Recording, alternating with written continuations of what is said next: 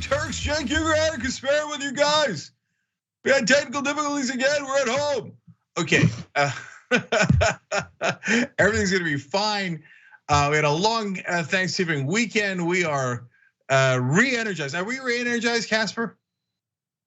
Yeah, totally re-energized. It took approximately, 10 minutes of reading what passes as news in the news cycle today for me to immediately get re-irritable with everything. So the soap opera in politics continues today. Really looking forward to all the distractions that we're going to tell you about. And then of course there's a new coronavirus variant that's here to potentially screw everything up. And I'm looking forward to giving you guys the details on that. So lots of cheery news today. You see that, guys? Everything's back to normal. Okay, we're post Thanksgiving. Everything is great. Oh, by the way, panic right in the beginning of the show. This is apparently a thing called Cyber Monday. You guys know about this. I've known about this for a while. It exists. And all of a sudden, shoptyt.com has gone nuts. It's a 1-day, 30% off sale. And look, I didn't authorize it. It's, the right wing's already calling it looting, even though you guys are buying it. It's 30% off, shoptyt.com, the entire site. It's ridiculous. You gotta go now. You can't say ridiculous. Can't say that. No, it's not allowed. Man, that photo with John eating ice cream, or that T-shirt is, who wouldn't want to have that on their chest as they walk around town? There's pictures of you on folks' chest as well. Anyway, everybody check that out. As I've always maintained, Johnny I always looks more Italian in pictures than he does in video. Random fact. True. Fun for everybody. Okay. Listen, I got to tease one other thing before we go on with our rundown today. The bonus episode is probably my favorite part of the show. That's for our members only. There is one of the most cumbersome pharmaceutical ads that you may have come across over the weekend. It has to do with male genitalia and how it's very likely to make a lot of guys think that something that's pretty normal might actually be a serious health condition. But anyway, it is awesome. It involves carrots. You don't want to miss it. I totally agree. TYT.com/join. But if you're watching on YouTube, we made this fun green arrows pointing down thing, which is over where? That's way? No, this way? That other way. This way.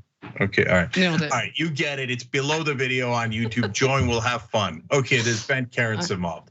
All right, Casper, go. All right.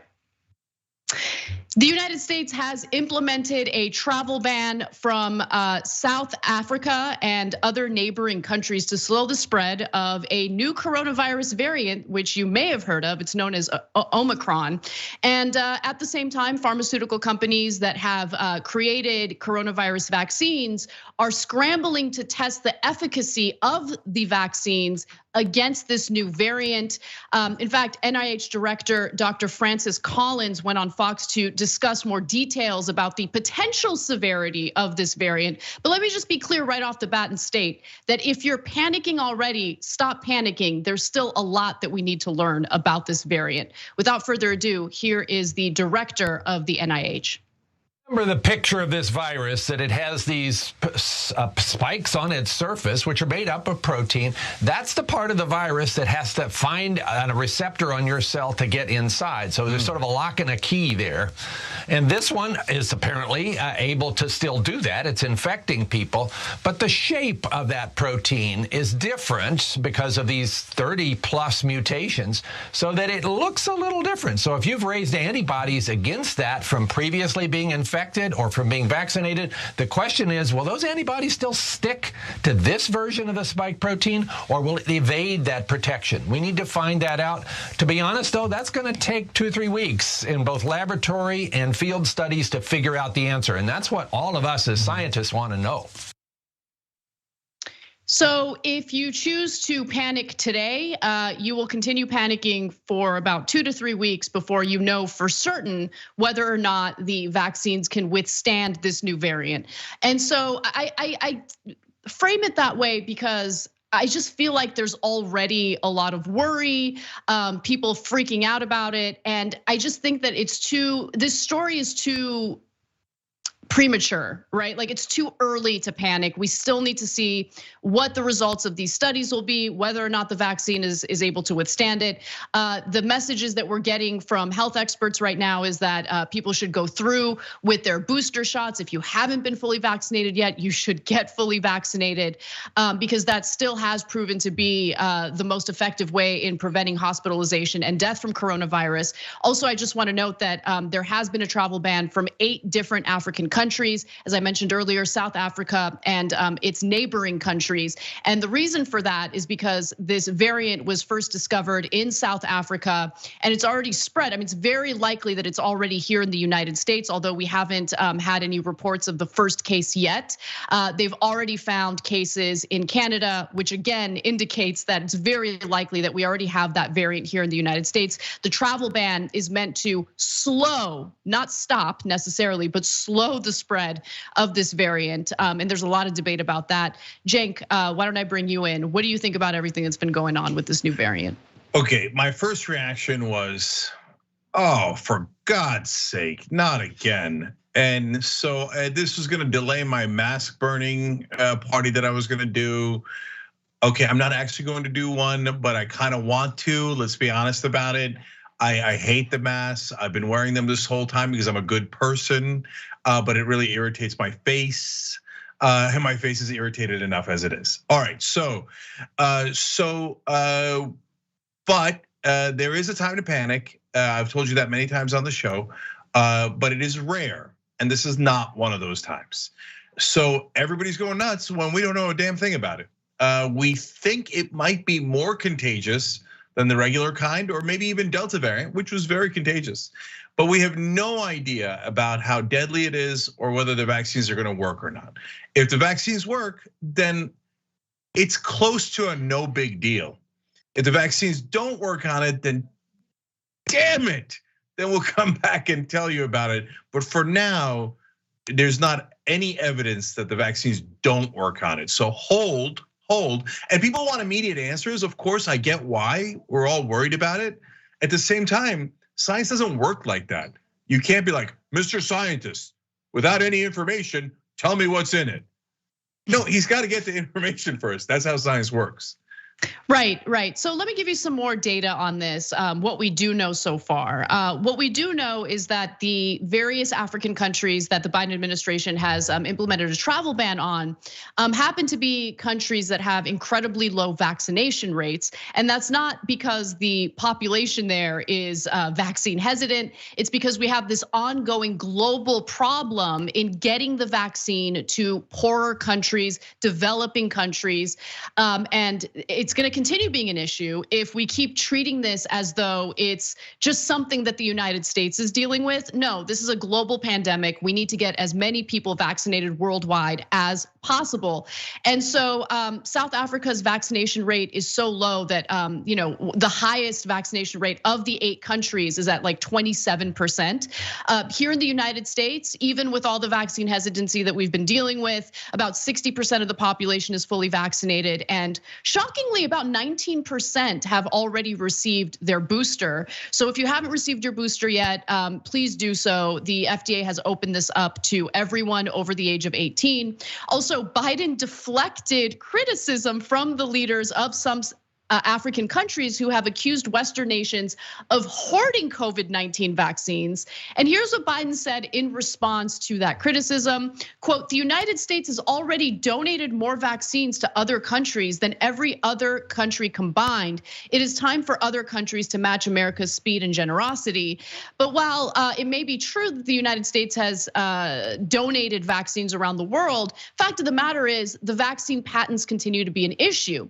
And in response to that, Biden also called on leaders participating in this week's World Trade Organization ministerial meeting to waive intellectual property protections for COVID vaccines so they can be manufactured globally. And he was quoted as saying, I endorsed this position in April.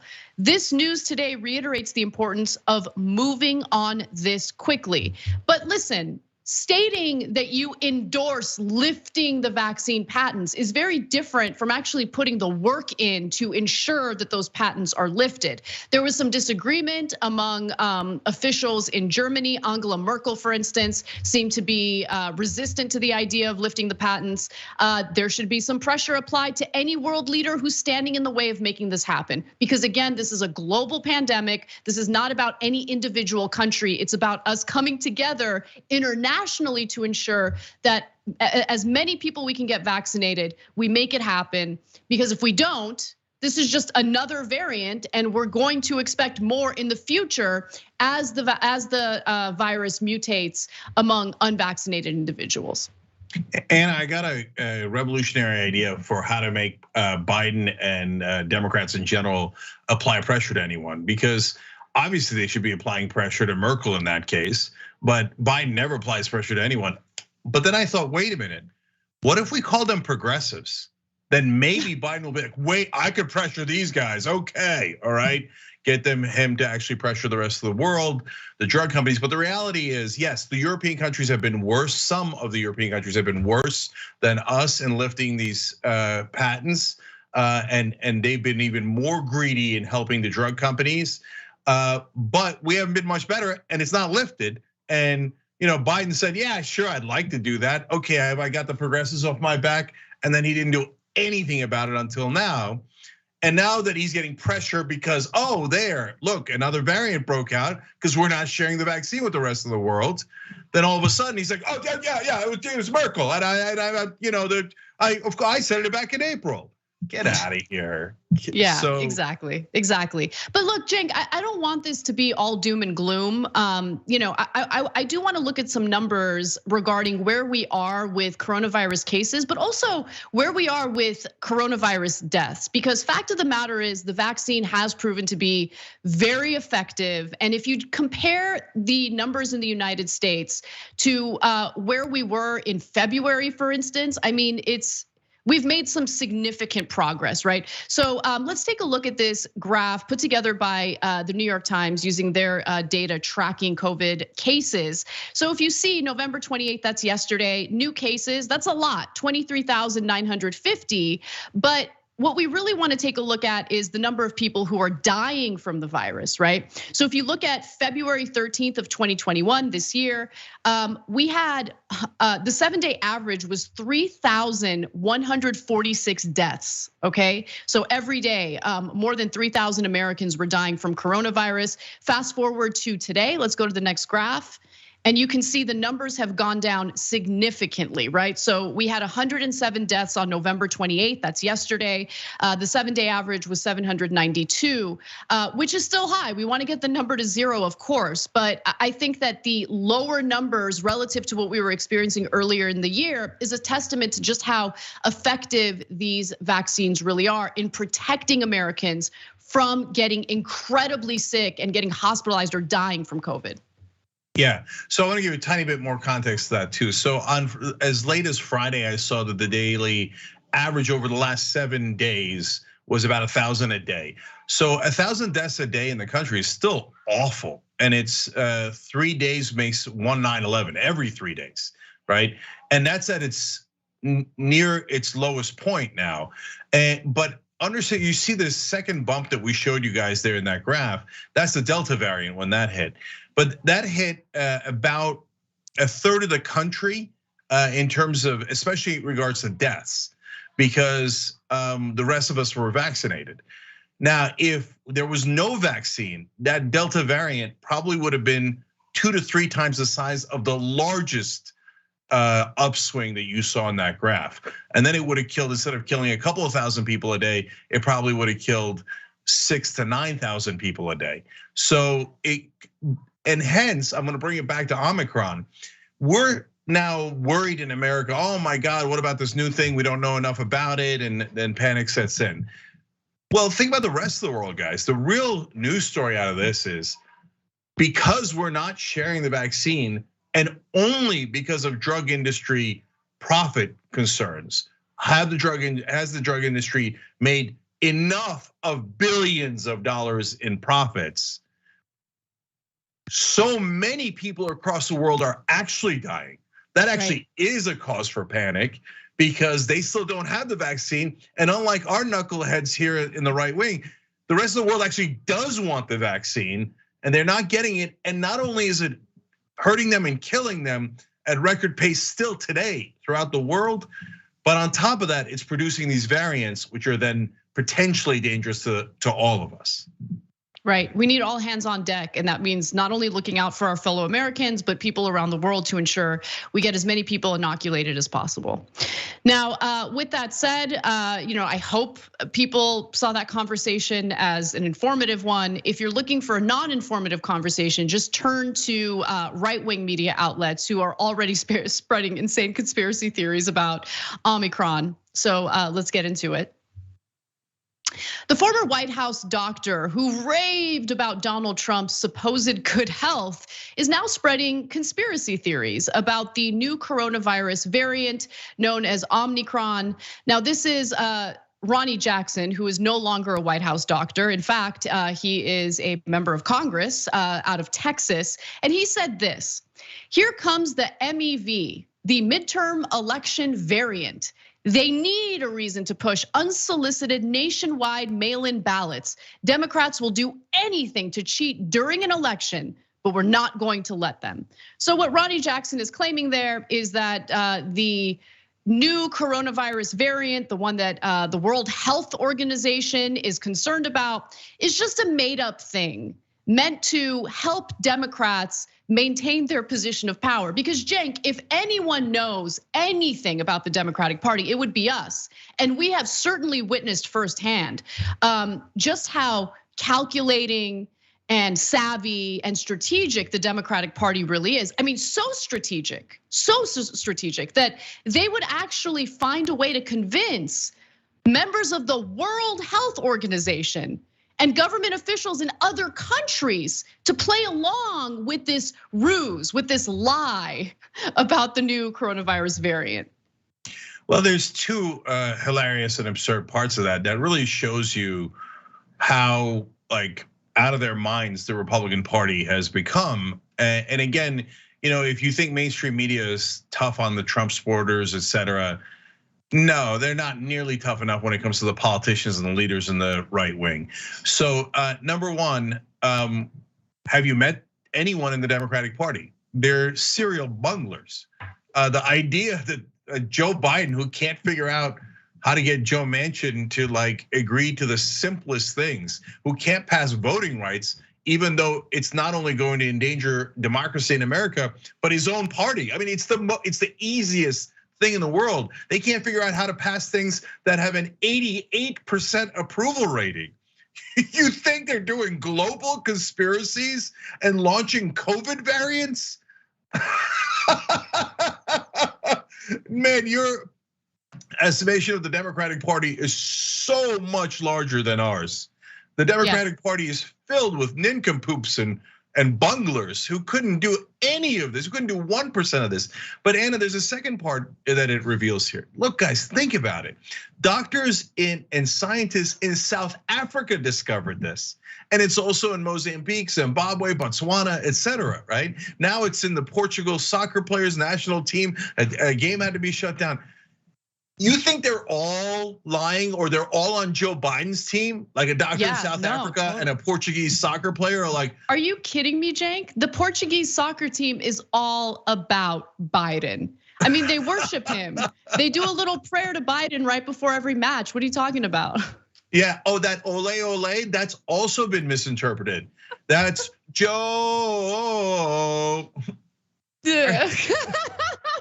You tried. Okay. No, I mean, it's obviously incredibly dumb to even float this idea, but Ronnie Jackson can't help himself. And the conspiracy theory, of course, was repeated on other media outlets, right-wing media outlets like Fox News. So here is Fox and Friends floating the same conspiracy theory, essentially. Let's watch. The answer is more lockdowns, more fear, and therefore he doesn't have to do his job of fixing the supply chain because we'll just keep this whole thing going. It's always a new variant, and you'll count on a variant about every October, every 2 years. Oh, I think it's gonna. Yep. You're probably right. I mean, however, they could speed up. the variants could come more quickly, and we're going to need a new variant here. I mean, that argument doesn't even really make any sense, right? No. So I know. I mean, I feel like I'm wasting my time even having to explain it. But anyway, we've got more video. But Cenk, why don't you respond to that? Yeah. So okay, look. I don't know about all Republican voters and supporters, although it's probably pretty close. But now almost every Republican so-called leader, politician, news person, whatever it is, they're all nuts. They've all lost their minds. I mean, Ronnie Jackson was a doctor. He was a White House doctor. So when he came out and said that Trump was in the best physical shape that anybody's ever seen, and that he was 6'3" and 239 pounds, that's insane. And when they asked him, like, why do you think his mental health is that good and his physical health is that good? And he said, oh, his mental health, whoa, sharpest guy. Look, okay. And he's like, oh, it's because of genetics. He has really good genetics. Okay, so but I thought at the time, Anna, I'm like, he's sweaty, and they call him the Candy Man because of how much drugs he passes out, apparently, right? At the White House, you didn't, yeah, that's. I didn't know about that. Candy Man, fun. Yeah. Yeah, so, but I thought he's a I guess doctor. he had some redeeming qualities that I just didn't know about. Yeah, well, it depends. I'm kidding. Anyways, but I thought he's a doctor, right? I mean, so I don't know, is there any chance that Trump actually weighs 239 pounds, right? He seems like he weighs a lot more, but I don't know, he's a doctor. Now you look at what he's saying. Oh, no, they've all lost their minds. It doesn't matter what their profession is. Cuckoo for Cocoa Puffs. And here comes Fox and Friends, of course, around election time, around October. Dude, we're in November. The election is next year. That would be October of next year. It almost couldn't be any further away. The Democrats can't even get a voting rights bill passed to counteract the voter suppression laws that were passed in red states like Texas and Florida and Georgia. I bring that up because, they still control Congress, and they're still not able to pass legislation that helps them secure a political future. Right? Not by cheating, but just by protecting our democratic process to ensure that the political opponents don't rig the system or game the system to their advantage. They can't even do that. They can't even do that. So the idea that they're somehow tactful enough to pull off this global conspiracy just so they maintain power is absolutely ridiculous. But guys, I saved the best for last because my favorite moment in regard to this story did in fact happen on Fox and Friends. It was a different panel, but I just want you to pay close attention to that delicious tension between Steve Doocy and Brian Kilmeade. Let's watch. This is terrible for the country. He was talking about science. This is empirical science. 2 flights landed Friday in Amsterdam from South Africa. There were 600 passengers on board. All right, so that wasn't the video I wanted to go to. Let's go to B2, because that puts it into more context. This is in regard to Anthony Fauci answering a question from George Stephanopoulos about whether or not this new COVID variant might lead to, more closures or mandates. Let's watch. Should we expect to be seeing more lockdowns again, new lockdowns, more mandates? I don't know, George. It's really too early to say. We just really need to, as I've said so often, prepare for the worst. Let's see what the information that we're getting in real time tells us, and we'll make decisions based on the science and the evidence the way we always do. But you want to be prepared to do anything and everything. So you got to be prepared, and we'll know more. He's going to say through the president later today in 2 weeks. He should not be the lone voice. He has no credibility. This is terrible for the country. He was talking about science. This is empirical science. I just love that moment because Steve Doocy's like, he was talking about science. This is empirical science. Shut your mouth. And he continued talking, Doocy did, and Kilmeade just looked so confused. In fact, let's go to that last video, not the one we just watched, but the one that really zooms in on Kilmeade's face as Doocy shuts him up. So this is terrible for the country. He was talking about science.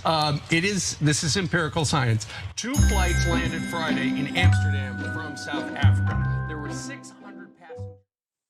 Oh, he seems so rejected and so sad.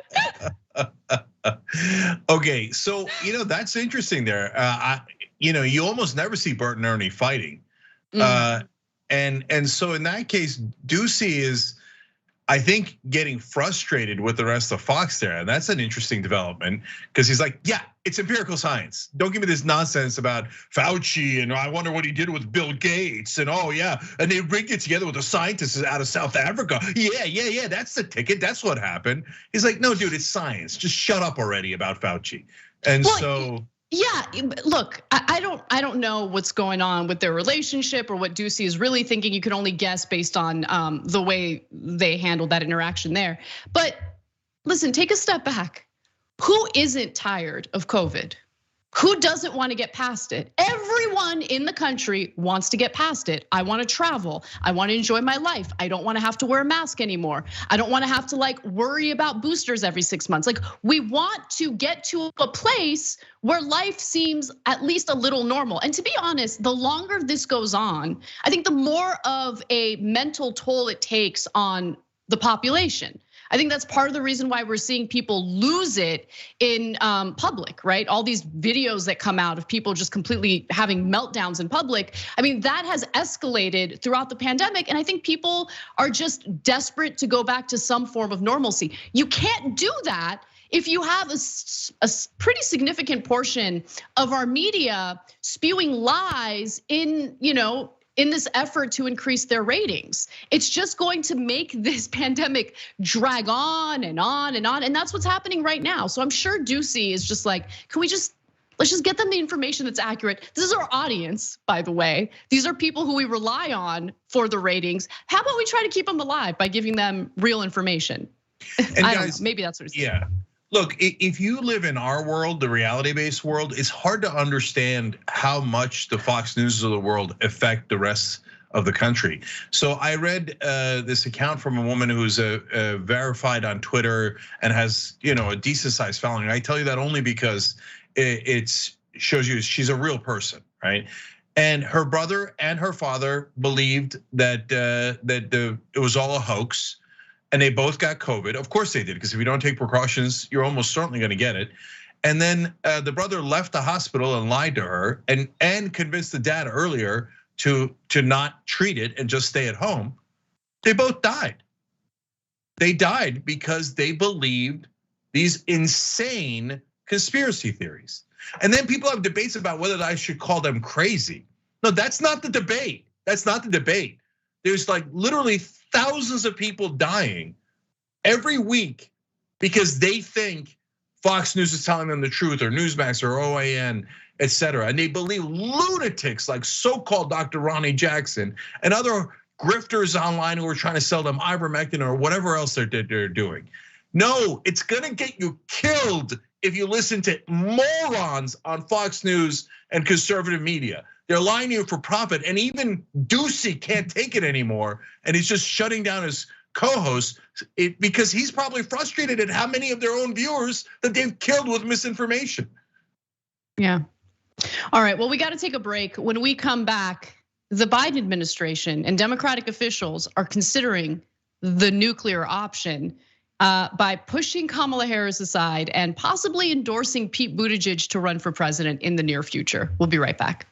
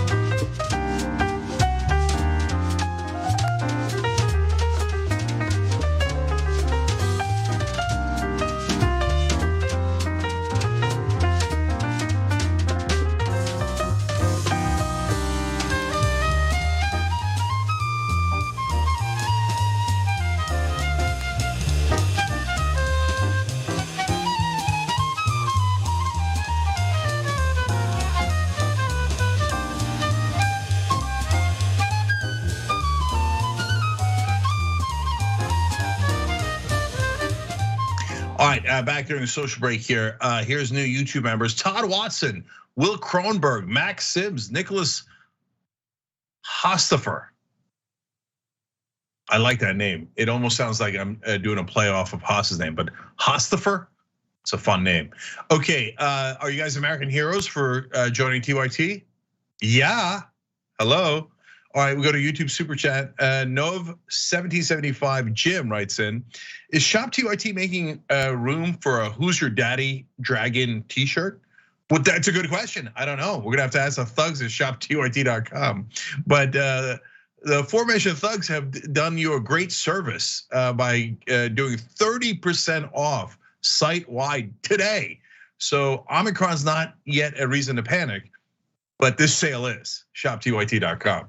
Everything on the site, and you can see if that shirt exists. I don't know. N wrote in, give $2,000 to each vaccinated person, and a lot of the I did my research people might disregard that research pretty quickly in terms of taking the vaccine. I hear you, but I hate bribing people to do the same thing. It really bothers me. If I thought it would save people's lives, yeah, I would do it, right? But at the same time, we have to pay you not to be an idiot. It's frustrating. It's frustrating to the rest of us. All right, I'm going to Twitch. Nate Dogg says Prime is with us through Prime and says always love to use my Bezos bucks on TYT. You know TYT.com/Prime. If you have Amazon Prime, gets you free membership on Twitch for us. Get Bezos's money to us. So that's awesome. The woke mob said, thank you so much for bringing facts and logic back into my life 1 year ago. Oh, that's awesome. Great to have you for a year with us, and thank you for the shout out on Facts on Logic. Gits Chroma writes in, TYT has changed my life for the better. Wow, I love that. Thank you guys. Alaska Snow Dragon says, Jake and Anna are my progressive heroes. Glad to spend Bezos bucks on you all. Again, wonderful to hear. Thank you so much. Tradora says 9 months. I have a question for Cenk. How do you feel about Raisin Bran in comparison to double stuffed Oreos? That is a powerful question. It's usually better picked up on old school, but Anna seems to have a reaction. Yeah, I love Raisin Bran. Raisin Bran is delicious. I think double stuffed Oreos, abomination. You don't need double stuffed. Just normal stuffed Oreos are great.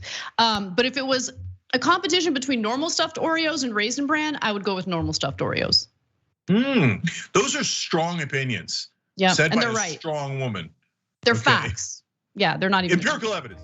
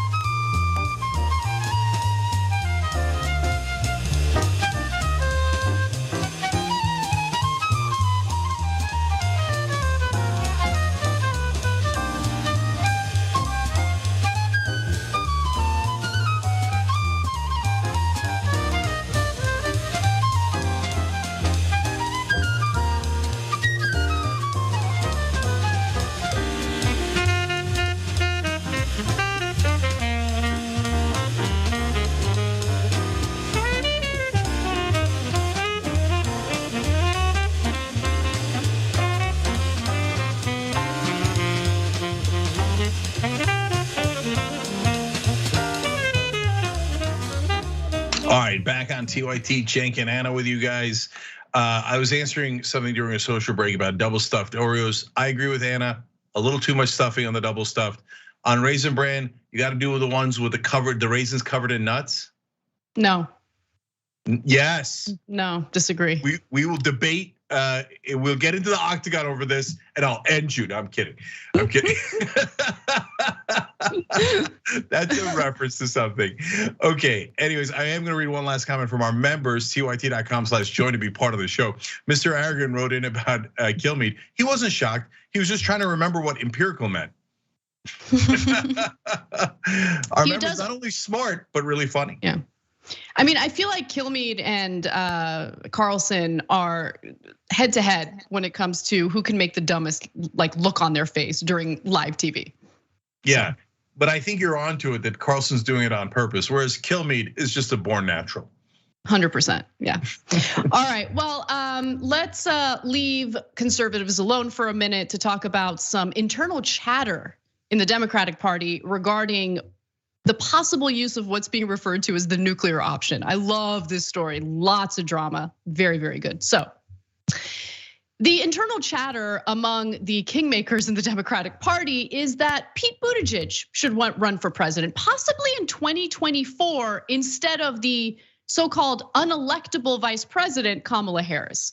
Now, this is allegedly referred to as the nuclear option since Harris was supposed to be the top pick to run as Joe Biden's successor. Now, polls, though, are now regularly showing Biden's approval rating below 40%, and panic set in at the White House after a recent poll put Kamala Harris at an unelectable 28%. So you have all these Democratic officials, maybe even some White House staffers scrambling to figure out what to do in response to this. Because as we know, Joe Biden may have said that he plans on running for re-election, but he's, in my opinion, barely hanging in there. Like he's going to global conferences, falling asleep, can barely keep it together. So I don't think that it's too far-fetched to think that maybe Biden would step aside and have someone else run in his place. Now, Democrats desperately scrambling to find a potential successor to Joe Biden in 2024 are whispering about a potential nuclear option that could see Kamala Harris, the current vice president, nominated to the Supreme Court. Biden could then use Section 2 of the 25th Amendment to nominate a more popular vice president. That person would be the presumptive Democratic nominee should Biden not run for re-election at the age of 82. Now, the Clinton appointee, Justice Stephen Breyer, is 83. There's a lot of pressure for him to retire. And if he would retire under this supposed plan, Kamala Harris could be nominated to the Supreme Court. But the real question is, who would take Kamala Harris's place in running for president? And I've been seeing a lot of headlines about Transportation Secretary Pete Buttigieg, who, in my opinion, is also a disaster. So apparently the 39-year-old transport secretary has boosted his public profile by doing absolutely nothing. Let's be clear about that. But according to Telegraph, he's boosted his profile by positioning himself as a key implementer of Mr. Biden's signature infrastructure legislation. Yeah, he's the transportation secretary. That's what the transportation secretary would be responsible for carrying out bipartisan infrastructure legislation that was passed by Congress. Like, why are we, first of all, why are we giving him props before he's done a damn thing? He hasn't done a damn thing, nothing. But Buttigieg has done nothing. Congress passed a corporate handout bill, and he will now be in charge of implementing the corporate handout bill. But the way that he's being reported about in the press is like, oh, he's really boosted his profile by doing absolutely nothing. But we're gonna pretend like he's done a lot because Democrats are desperate and Kamala Harris is very unpopular. It's amazing, Cenk. Yeah, so the donor primaries started early this time around because the donors actually pick the Democratic candidate the overwhelming majority of the time. So when you see all these stories, it's usually donors that are leaking and starting this soap opera among the Democrats. And it was the donors who picked Kamala Harris to be VP in the first place. And then when they put Buttigieg as transportation secretary, I knew at that moment that they were always planning to pass some corporate version of the infrastructure bill, because Buttigieg is their rising star for the donors. They love him. But by the way, they previously loved Kamala Harris. They're not frustrated about her politics or her policy at all. The only thing they're frustrated at is, in their view, her incompetence and her inability to execute the corporate strategies that they want. Understand, this is amazing. Politico doesn't note it. None of the mainstream media articles note it. But there's absolutely no difference between Kamala Harris and Pete Buttigieg on policy. Zero, none. So this conversation is all about who do we think is the better face for marketing the corporate agenda? Well, it could be Kamala Harris. She's, it's perfect for identity politics. She's black, she's a woman, she's even Asian. My God, this is a donor's dream. And she'll do anything we tell her to do. On the other hand, Buttigieg, rising star, worked at corporate America already. It will do anything for donors, maybe even more than Kamala Harris, and he's gay, and we'll put him on infrastructure. We know we're gonna pass the infrastructure bill and almost nothing else. That'll prime him, and then if we need him and Kamala's having issues or Biden's having issues, we'll call him out of the bullpen. Well, they're going to the bullpen in like the third inning. That's what this story's about. And there's no real voters that are like, oh my God, maybe it should be Buttigieg in 24. None of these quotes are about voters at all, or about policy at all. This is just a popularity contest among the donors in Washington. And look, a popularity contest is a part of politics, right? But it shouldn't be the only part in deciding which candidate should go out there and represent the Democratic Party, run for president. Look, I don't know how this all plays out, but I think that your analysis here is correct. I think that the donors are panicking and they see the low approval rating for both Biden and Kamala Harris, and they're trying to figure out what to do. Buttigieg has always been a corporate darling, a corporate favorite. Politico reports that someone who has direct knowledge of these conversations said no one in the West Wing shut that down. Okay, it's very open, so it seems like this is something that the White House is privy to, and they're strategizing in regard to Biden's successor. And then there's some activity taking place with Buttigieg's PAC. So the Political Action Committee he formed in the aftermath of his presidential race, Win the Era, is mostly keeping quiet, but the website remains up and has been organizing occasional events. Let me decode that for you. Fundraising events, including one on November 15th. Former campaign aides Maxwell Nunez and Michael Halley have been helping keep it afloat, according to filings and disbursement reports. Neither of them responded to messages when they were reached out by Politico. And so, I just want everyone to envision what 2024 is gonna look like. If this actually goes the way that it's being reported in CNN, Politico, all these different outlets. If Donald Trump runs in 2024, imagine him just eating Buttigieg for dinner. Like not even dinner, a little snack, little nighttime snacky. But what is Buttigieg? What has Buttigieg done in his career other than serve as a failed mayor of a small town in Indiana?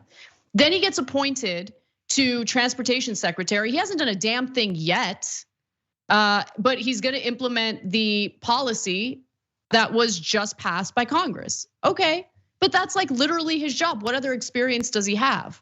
And what proof do we have that he's even someone who is appealing to Democratic voters and someone who actually would be strategic enough to beat someone like Donald Trump? I mean, the Democratic Party is a failed party and they continue failing. They don't know what to do because they would rather risk everything with a corporatist candidate than to actually maybe have a discussion, maybe take a look at what their voters, what their base actually wants, and maybe promote a candidate that would fulfill those needs. But they wouldn't want to do that because their corporate donors won't let them.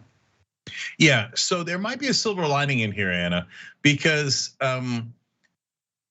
they're opening the door for a primary in 24. Because normally the way that this works is either Biden runs and then everybody says you're a monster if you run against a Democratic incumbent. Oh, that's how Jimmy Carter laws, blah, blah, blah, blah, blah, blah. The usual stuff that they trot out. So a progressive would have no chance in 24 if Biden ran. But their backup plan would have been Kamala Harris, that's the vice president. Oh, you're against women, you're against African Americans, blah, blah, blah, right? And she's the vice president, sit down progressives.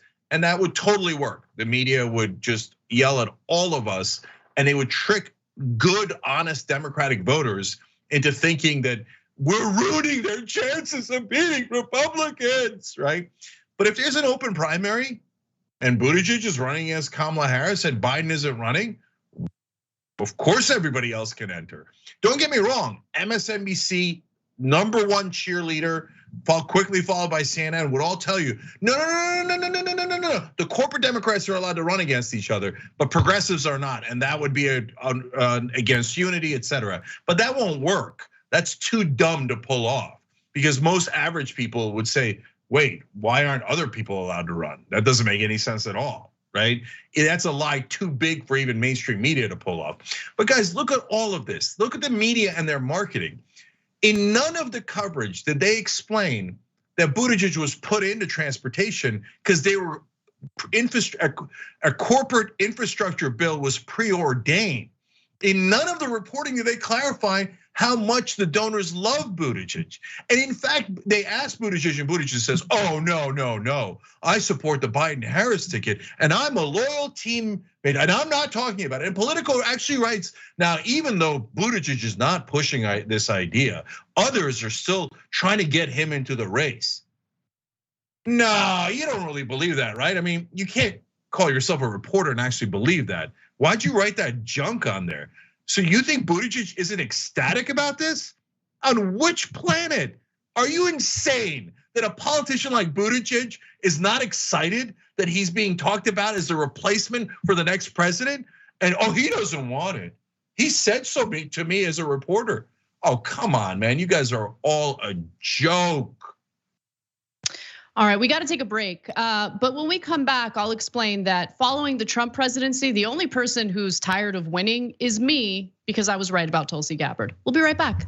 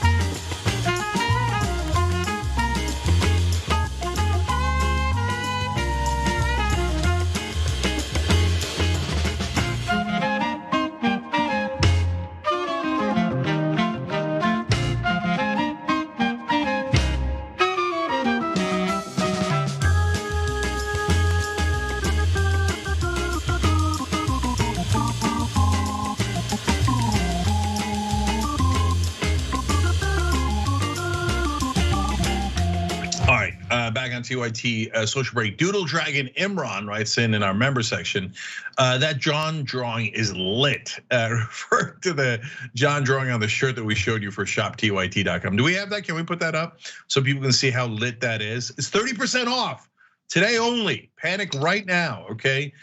Everything in the store is 30% off, including this John shirt you're about to see. There it is. I don't even know what he's doing there. It looks zombie-esque. He's eating ice cream. He's eating ice cream, okay. There is Dragon Squad Christmas shirts. That's very cute. And the hats are back, the mugs are back, everything's back. Go nuts. Go. Oh, the bomber jackets. Come on, 30% off. That's a crime. The alpha males are back. Sure, that's right, man. That's right. And you know what? Alpha males at shoptyt.com. Okay, John Bogino writes in, today's a rough news day, but I'm happy to see you, Jenk and Anna. Well, we're happy to see you, John Bogino. Never not funny. Irene says, as many have said, this is not how I wanted to learn the Greek alphabet. It's true. And there was the controversy that they skipped she because coincidentally, XI happens to be the name of the Chinese president in a hell of a coincidence. And that's why they went to Omicron. And Mickey C, the silver-haired dragon says, let's also bring up that over 15 million doses have been thrown away because they were outdated. That's an actual crime, right? That we do that instead of giving that to all the people across the world that need it. Free Puerto Rico says, are all Fox News men contractually obligated to sit with one hand on their hip? That is super funny. They do all do it. You guys are hilarious. Starshine Song Dragon says, here's an idea, maybe the Dems could actually enact some of the policies that got them elected. Maybe that would help their poll numbers a little bit. Well, you see, there would be logic in that, Starshine, because It already won them an election. So maybe if you do it, it'll win you another election. No, we can't have that. No, guys, that's why we always talk about the donors. Because the things that Democrats promise you are to get your votes. The things that they do are for the donors. And that's just how it works, okay? But they're not as racist as the Republicans. That's American politics right now, summarized in 2 sentences. Okay, we go to British 32 on YouTube, super chat. He writes in, hi, Cenk Anna, great show so far tonight. By the way, there's a conspiracy about Democrats funding a secret lab in South Africa to create new COVID variant to help Biden's poll numbers, in which QAnon / right wing now call COVID communism. To which I say, of course, why not take every conspiracy theory, roll it up in a ball and put it in the middle of South Africa? Okay, because why not? Eric writes in, Pete building up his profile so hard, no one noticed he was on leave for 2 months. Eric, I don't mind him being on leave at all.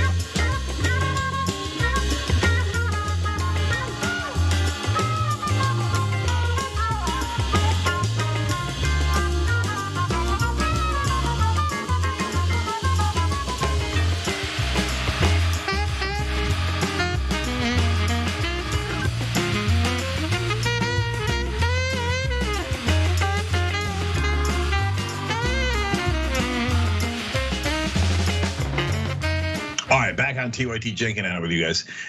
There's one more time I wanted to finish a thought from our social media break. I was responding to Eric on Super Chat about Pete Buttigieg's leave. Guys, don't worry about the leave. He had a real legitimate leave. That's not an issue at all for Buttigieg. His issue is his policies. But I just want to double down on what Anna said during the segment, because it goes to corporate media propaganda. Even if he's going to do something in implementing the infrastructure bill, since it just passed, it is evident that he has done nothing so far. It's a fact, not mentioned in a single media story. They make it seem like he already implemented it. Exactly. You can see it in the lies. It's so obvious how the mainstream media lies. Totally, okay. 100%. All right, Cass, all right, take it away. Let's move on to our next story. So, former Congresswoman Tulsi Gabbard has shifted her identity from a wannabe progressive, which I always knew was fake from the very beginning, to now really just leaning into who she really is, a hardcore right winger who claims that there's nothing wrong with our justice system. In fact, to say that America is a racist country would be wrong, because the justice system worked out just fine in the case of Kyle Rittenhouse and in the murder of Ahmaud Arbery. Let's watch. So the jury in the Arbery case got the verdict right today, just like the jury got the verdict right in the Rittenhouse case. These jurors are our peers. They're our fellow Americans. And these verdicts show in both these cases how these jurors had the intelligence and the honesty to make the right decision based on examining evidence and facts, not based on race or politics. So these examples directly undermine the woke narrative that Americans are stupid and racist. Because if America was a racist country, like some people say that it is, Arbery's killers would not have been found guilty by a nearly all-white jury in Georgia. Now, most Americans, people of all races, truly believe in and are inspired by Dr. Martin Luther King's adage that we are all God's children. And as such, we should judge each other based on the content of our character, not the color of our skin. That charismatic message from Tulsi Gabbard, who seems to not understand the fact that the Ahmaud Arbery murder almost went undetected, without prosecution, which we'll give you the details of in just a minute. But also keep in mind that only 1/3 of Republican voters, 1/3, meaning less than 50%, think that the Ahmaud Arbery trial played out the way that it should have, that the 3 men who were eventually convicted of murder should have been convicted of murder. Only 1/3 of Republican voters. That's according to an Economist YouGov poll. But I also want to just quickly note that Tulsi Gabbard today is very different from the Tulsi Gabbard who was campaigning to be the next president of the United States. That was when she pretended to care about the inequalities in our justice system. Let's watch. What's your response? I want to bring the conversation back to the broken criminal justice system that is disproportionately negatively impacting Black and brown people all across this country today. Doesn't feel the same way. Campaign Tulsi, very different from right-wing grifter Tulsi. Now, of course, I wanted to give you the details, Cenk, about what really happened in the murder of Ahmaud Arbery, because the 3 men who were convicted of murder almost were never even prosecuted in the first place. But before I get to that, you want to jump in? Yeah, so there's a couple of points here. Look, if Tulsi just wanted to say, hey, look, thank God, this largely white jury decided to convict these 3 clear murderers. It's a really low bar, but at least we're making some progress, because back in the day in the South, they wouldn't have done that. That would be a fair point. But then you have to give the full context about how long it took to arrest them, et cetera, that Anna's about to give you. And it's not that Tulsi doesn't know the context we're about to tell you. She does know it. Instead, what she's doing is whitewashing. And so she's saying, oh, there's no racism at all. The Rittenhouse thing was terrific. The way he went in there with an AR-15 for self-defense and provoked a fight and then killed him and got off, that was terrific. And now these guys got convicted, so that's it, there's no more racism. That's exactly what Fox News and other right-wing donors to Tulsi Gabbard and all of her enterprises wanna hear, and that's why she's putting out that propaganda. Now the context. Now, the 3 men who were involved in the murder of Ahmaud Arbery, the McMichaels, and their neighbor William Bryan, almost like we're not gonna be prosecuted. In fact, not a single person in that case was arrested until 74 days after Ahmaud Arbery was gunned down on the street while he was jogging. 74 days. Now, I want to give you more details about what happened, because the county commissioners accused the district attorney, her name's Jackie Johnson, of preventing the arrests from it happening in the first place, because Gregory McMichael was her former colleague and friend. And so she stepped in and tried to prevent them from getting arrested, which is why not a single person got arrested for 74 days. The police at the scene went to her, saying they were ready to arrest both of them, said Alan Booker, the Glenn County commissioner. These were the police at the scene who had done the investigation. She shut them down to protect her friend, Gregory McMichael. Oh wow, is that how the justice system is supposed to work, Tulsi? Let me give you more. Commissioner Peter Murphy, who also said he spoke directly to Glenn County police about the incident, said officers at the scene concluded they had probable cause to make arrests, and contacted Johnson's office to inform the prosecutor of their decision. They were told not to make the arrest, Murphy said. Now, afterwards, Jackie Johnson, because of this massive conflict of interest, decided to recuse herself in this case. But then all of a sudden you have this new attorney prosecutor working on it, and he had conflicts of interest of his own. In fact, he didn't think that the prosecution needed to happen. George Barnhill Sr., a prosecutor from nearby Waycross, was given the case but told investigators the killing was a justifiable homicide. Now, how the hell do you watch that video of them boxing Ahmaud Arbery in the street, shooting him, killing him, when he hadn't committed a crime, when he hadn't done a damn thing, when he wasn't even an imminent threat to them, and then conclude, no, I mean, that's we don't need to prosecute anyone. We don't need to make any arrests. Later, George Barnhill ended up recusing himself because he had his own conflicts of interest. Barnhill also recused himself after being pressured by Arbery's mother, who raised concerns that the prosecutor's son used to work with Gregory McMichael in the Brunswick District Attorney's Office, according to a letter Barnhill wrote to the Glenn County Police Department. As he removed himself from the investigation, though, Barnhill took the unusual step of telling law enforcement he did not see grounds for the arrests of the McMichaels, arguing their actions were lawful because they were making a citizen's arrest of a person they believed to be involved in a burglary. Now, of course, Arbery did not commit any crime.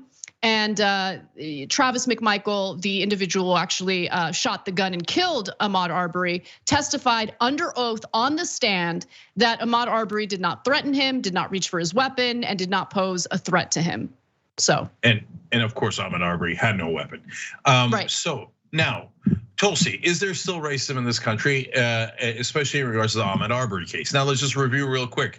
First of all, 3 white men surrounded him and basically lynched him, shot him, and then Travis McMichael stood over his body, and it's on the video, and says, effing N-word. Gee, I wonder why he did it. I can't quite tell. I don't know. Is that complicated? So there's the racism initially of chasing down this man in the first place. Police come, they don't arrest the 3 people, including the guy with the shotgun. Now, think about it this way. Imagine there are 3 black guys with weapons, and one of them killed a white jogger with a shotgun. You think the cops go, you know what, we'll come back for you tomorrow. Now, I'm not sure what happened here. And you say it was self-defense. That guy doesn't have a weapon and you do, and you obviously killed him.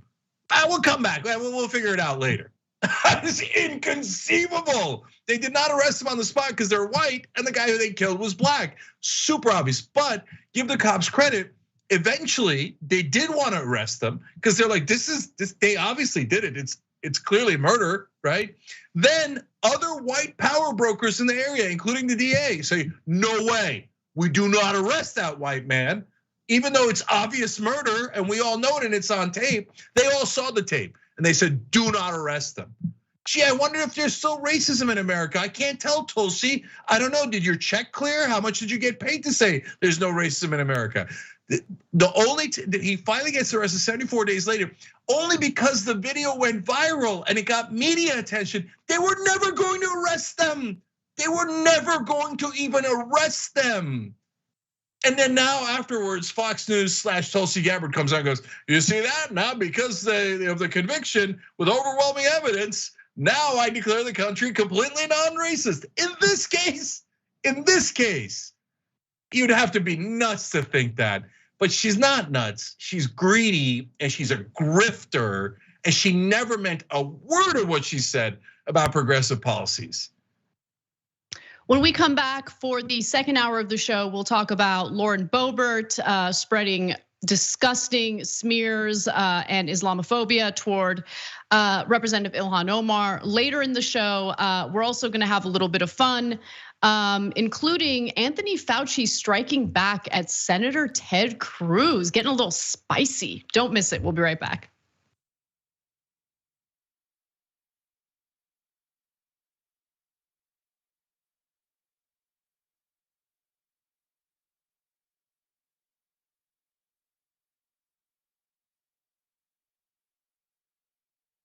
Every day, the Young Turks delivers 2 hours of solid, fact-based, timely news and progressive commentary on all the day's most important stories. We keep our viewers informed while also providing perspective and insight on the news we cover, so you understand not only what's happening, but also what's happening behind the scenes, the stories behind the stories.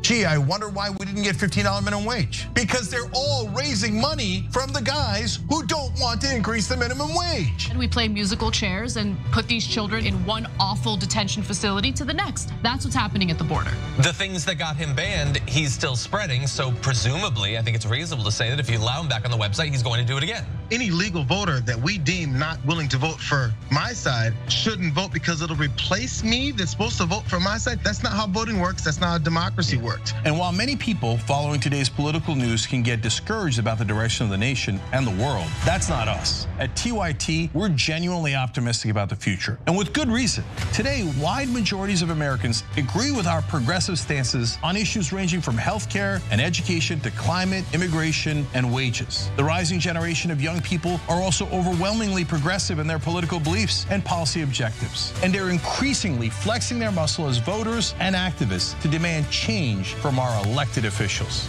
The traditional mainstream media is mostly AWOL. They, along with the government and many other cherished institutions, have been captured by corporate interests. Audiences sense that they're not getting the whole story or even the truth from once trusted outlets, whether broadcast and cable TV news networks or national newspapers and magazines. The Republicans say we will serve our corporate masters at all costs, including killing democracy, yet here we are. Where else do you hear that? You hear that on NBC, on ABC, on CBS? You hear it nowhere. They don't want to talk about money in politics because it's really hard to pass judgment when your media organization is funded by fossil fuel companies. The antidote is the Young Turks. Unlike mainstream corporate outlets, we're not beholden to corporate advertisers, the defense contractors, to Wall Street, or to Big Pharma, and we don't carry water for the Republican or Democratic parties. So watch us Monday through Friday at 6 p.m. Eastern, 3 p.m. Pacific, and join the thousands of progressives around the globe who tune in every day for TYT's unmatched, award-winning content and see what it's like to experience a news organization that only answers to you. I'll continue to sit. I'm going to continue to stand with the people that are being oppressed. The president labeled him a son of a bitch. I don't think it's good to be a distraction to your team. To stand proudly for the national anthem. You know, some of these people need to move to another country. Well, you shouldn't be playing, you shouldn't be there. Maybe you shouldn't be in the country. The president is put in place to amplify the racists in this country. Black men and boys are killed at an exponentially higher rate than white men and boys, as outlined by PBS. Black people are most likely to be killed by police, found mappingpoliceviolence.org. Personally, my biggest gripe is not saying how sports and politics have been attached at the hip. From the jockey syndrome, to the Negro Leagues, to Tommy Smith and John Carlos, Muhammad Ali, to modern day and everything in between. This is not an escape. It is a reflection of reality and a reflection of the times. Everything that we've accomplished over the years is because of our members who've allowed us to remain independent of corporate interests and reach 20 million followers. Now is the time to bring as many people into the progressive movement as possible. We're inviting you to be the change and help bring a community-powered progressive change machine to life. Details are at tyt.com/change. If you're a member, thank you. We need you to remain so. If you're one of the thousands of viewers out there who's not a member yet, the time has come for you to join now. We need you more than ever. tyt.com/change.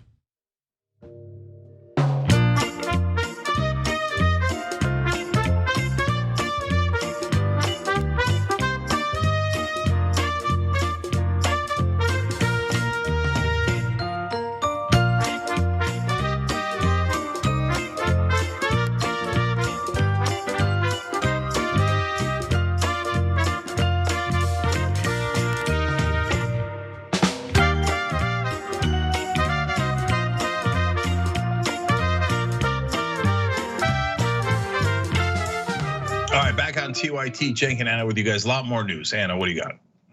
All right, well, we have updates on a scandal that broke out over the weekend. Let's get to it.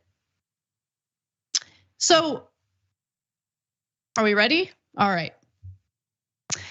Over the weekend, there was this scandal involving Congresswoman Lauren Boebert, basically making disgusting Islamophobic statements toward Representative Ilhan Omar. So over the break, Representative Lauren Boebert made some Islamophobic statements against Representative Ilhan Omar, essentially referring to her as a terrorist.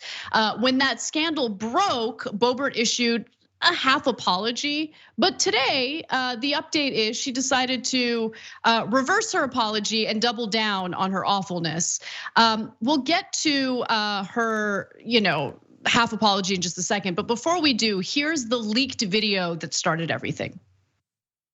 So the other night on the House floor was not my first Jihad Squad moment. I was getting into an elevator with one of my staffers, and he and we're leaving the Capitol. We're going back to my office, and we get in the elevator, and I see a Capitol police officer running hurriedly to the elevator. I see fret all over his face, and he's reaching, and I'm like, "What? The door's shutting. Like I can't open it. Like what's happening?" I look to my left, and there she is, Ilhan Omar. Oops. And I said, "Well, she doesn't have a backpack. We should be fine." So we only had one floor to go, and I was like, "Do I say it or not?" I looked over, and I said, "Oh look, the Jihad Squad decided to show up for work today." Don't worry, it's just her staffers on Twitter that talk for her. She's not tough in person. She doesn't. Yes." That is the most unsurprising video of all time. That is exactly what you can expect from right-wingers who have nothing to offer their own constituents. So they offer this garbage.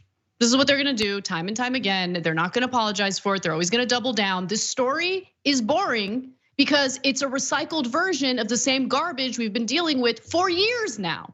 But hey, it's a top story, headline news. Everybody focus on the, disgusting racism and Islamophobia and bigotry coming from Republicans as if it's a news story. It's not a news story. Again, it's the same recycled garbage. Nonetheless, Representative Ilhan Omar responded to it saying, "Fact, this buffoon looks down when she sees me at the Capitol.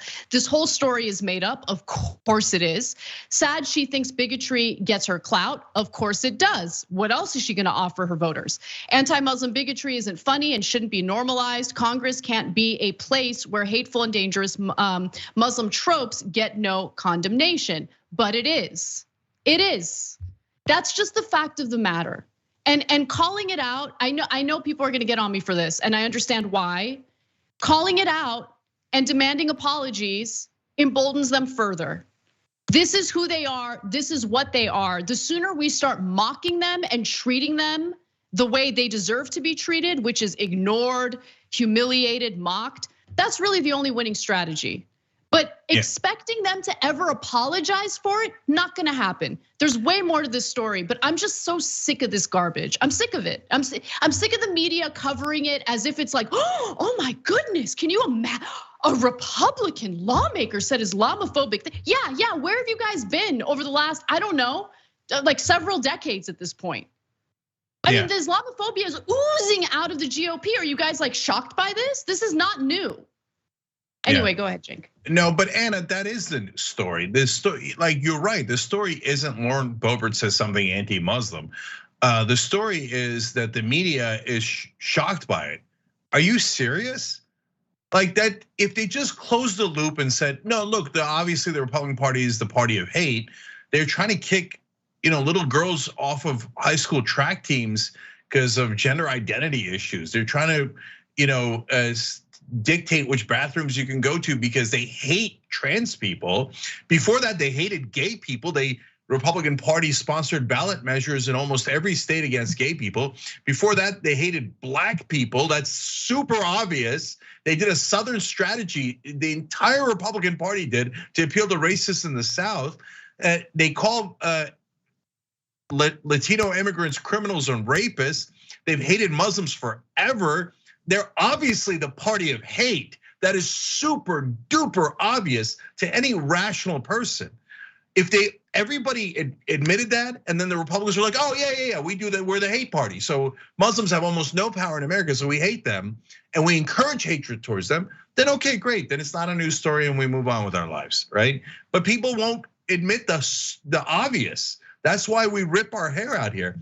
But yes, the update on it is that now Boebert is half retracting, half her half apology. So let's get to that, and then we'll deal with it. And by the way, while people are starving, while people can't, afford a place to live in, while people are struggling, right? Like this is the multi-day top news story that like will not die down. It's just this is the most important story in the country. Okay, there's layers to it. Every day there's a new update because this is what emboldens the GOP.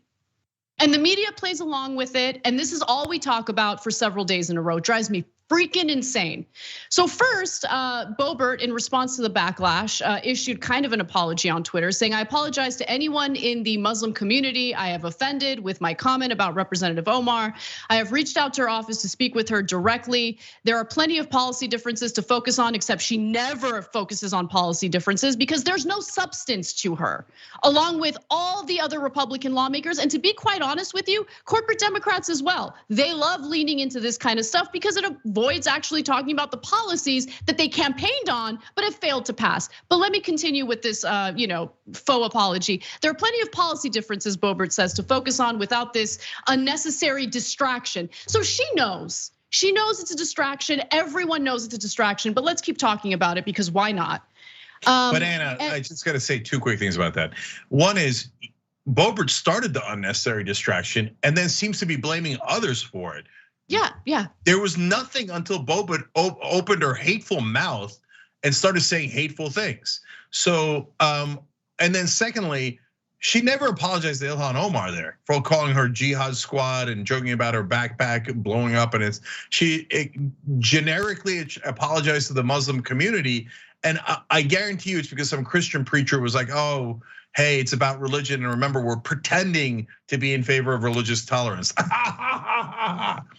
That's what that's about.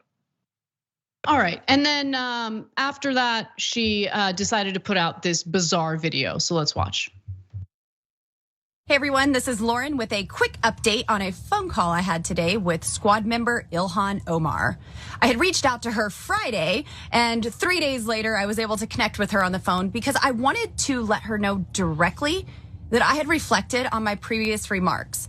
Now, as a strong Christian woman who values faith deeply, I never want anything I say to offend someone's religion. So I told her that. Even after I put out a public statement to that effect, she said that she still wanted a public apology because what I had done wasn't good enough. So I reiterated to her what I had just said. She kept asking for a public apology. So I told Ilhan Omar that she should make a public apology to the American people for her anti-American, anti-Semitic, anti-police rhetoric. She continued to press, and I continued to press back. And then Representative Omar hung up on me. Rejecting an apology and hanging up on someone is part of cancel culture 101 and a pillar of the Democrat Party. So do you guys get what I'm saying? Like, she's making herself out to be some sort of hero. It's gonna play well with the Republican base. And so the point that I'm trying to make is Democrats need to accept the fact that the GOP is as Islamophobic. I'm talking about the lawmakers here, right? As Islamophobic and racist as they think they are, okay? That's not news. They're gonna say awful things about Democratic lawmakers, especially Muslim Democratic lawmakers. And what they want more than anything is for everyone to get upset, everyone to demand apologies, so they can spin this the way Lauren Boebert just spun it, in a way that makes it appear as though she's actually carrying out the best interests of her constituents, when in reality, she's doing jack shit, just jack. She's doing nothing to help out her own constituents. She's not doing anything policy-wise to better their lives. She's not doing anything to actually, I don't know, respond to some of their real substantive concerns. All she's doing is spinning this drama into something that makes her look like she's some sort of hero, right? And what do Democrats get? They just get mad, they get angry. But I would say, how about play offense? How about in response to that, instead of demanding an apology, oh, you want to talk about terrorists? You want to talk about dangerous people in the country? Tweet out some videos about what happened in Charlottesville. Tweet out some videos about what happened on January 6th. Okay, demanding apologies is not gonna work. I get it, the right thing to do is to receive the apology, but this is politics and Democrats ain't gonna get it. Yeah, well, let me back up what you're saying in a couple of different ways. First of all, the reason you're so tired of it is because Democrats, there's a couple of angles here. One is that Democrats are never gonna learn their lesson. So the way that every one of these unfolds, and you'll see it in the next one that happens, is a Republican will say something hateful, Democrats will ask for an apology, media will be shocked and chagrined, and then when the Republican basically doesn't apologize and says the media is attacking them, they then will be considered the victims by their own followers. And that way they'll get to be mad at the media. They'll claim their favorite thing in the world to being victims, and they'll pretend that the Democrats made it racial or religious or whatever, even though they're the ones who started it. And you could see it in Boebert's tweet. She starts a distraction and then calls it a distraction as if she's the victim who got pulled into this thing. So this is a cycle every single time. The way to break the cycle is for the media to say, obviously the Republican Party is the party of hate for all the reasons I listed. It's not an opinion. These are based on absolute rock solid facts and statements by Republican leaders. The Southern strategy is not an opinion. It's a thing that happened. It's a thing that's still happening. Republicans ran on it. All of their leaders admitted it. And it was to gain racist voters in the South. That was the whole point of the goddamn party. They switched. And when they switched, they specifically decided to be the party of racism. But the mainstream media will never acknowledge that because we want to be bipartisan, Republican voters' feelings. Okay, and then look, in terms of the Democrats, Anna's right again. You guys aren't getting it. Just saying that they're racist or they're bigots isn't enough. You've already done that 2,000 times. Right? Exactly. What you need, look, you need to play offense on two things. One, if you want to stay on culture wars, fine. She says, I'm Ilhan Omar's a terrorist, or implies that she supports terrorists, right? No, she says she supports terrorists. That's an outrageous thing to say. So instead of go crying about it, you should counterattack and say, hey, Boebert, you're part of the monsters that supported the Nazis in Charlottesville. No, I didn't. Oh, I want an apology. Good, now they're playing defense.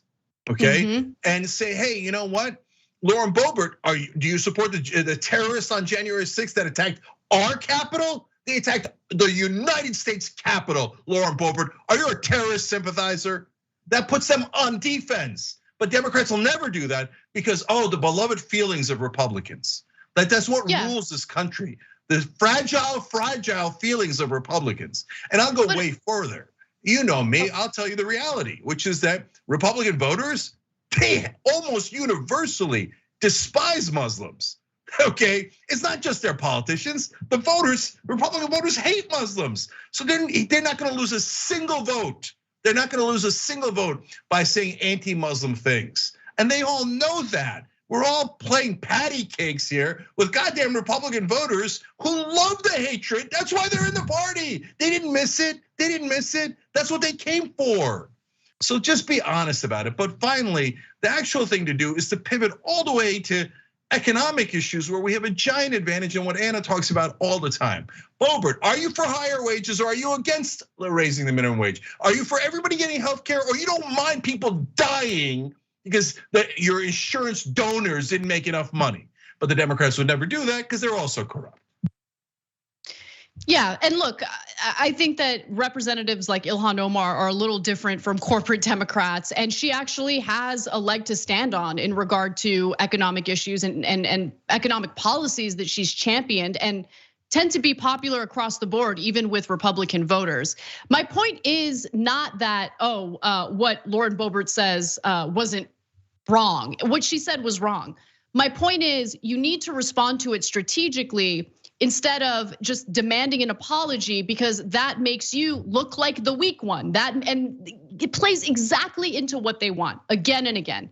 All right, we gotta take a break, but when we come back, we've got more news. In fact, in the bonus episode today, there's a video related to this story that we didn't get to that we absolutely have to talk about. It involves an editor from the National Review, a right-wing outlet. It drove me nuts when I saw it on CNN today. So become a member, tyt.com/join, or click on that join button to become one. And when we come back from the break, we've got more news for you, including students at Arizona State University attempting to ban Kyle Rittenhouse from being a student there. We'll be right back.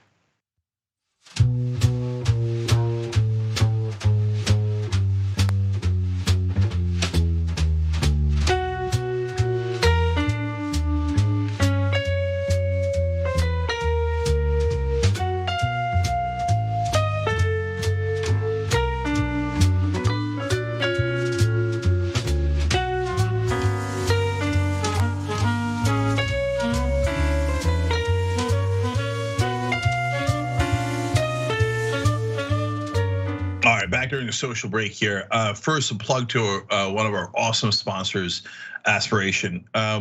So look, I have the Aspiration card. Every time I buy something with it, they plant a tree, and it literally makes me feel good. Okay, so and I don't like spending money, but even me, when I spend money now, I feel like I just want to help the planet. So go get one now. It's a great time to get it. Aspiration.com/TYT. Aspiration.com/TYT. Okay, Trista wrote in the member section with something that really I had not thought of, and now I'm really pretty worried about. Okay, so Trista wrote in, Tulsi's a woman scorned. The Dem party elites were out to destroy her since she endorsed Bernie in 2016. She's gonna run for president as a Republican to play the role as Kamala killer like in 2020. Now look, I know of course, just to be clear, because we always are clear on this, she means Kamala killer in terms of politics. And she went after Kamala Harris during the debates when she was pretending to be a Democrat, when Tulsi was pretending to be a Democrat. On the other hand, Kamala Harris also pretends to be a Democrat of a sort. Anyways, so I'm not worried about Tulsi Gabbard running as a Republican, but Trista, your comment made me realize, oh no, maybe they're setting it up so she runs as an independent and get uneducated people, let's put it that way, who still think, oh, well, maybe she's kind of a progressive, but she says the right wing is right about everything. Maybe we should all give her our vote. And that way it won't go to the Democrat, and then the Republican will be more likely to win. That might be the end goal of why they're paying Tulsi Gabbard to say these ridiculous things.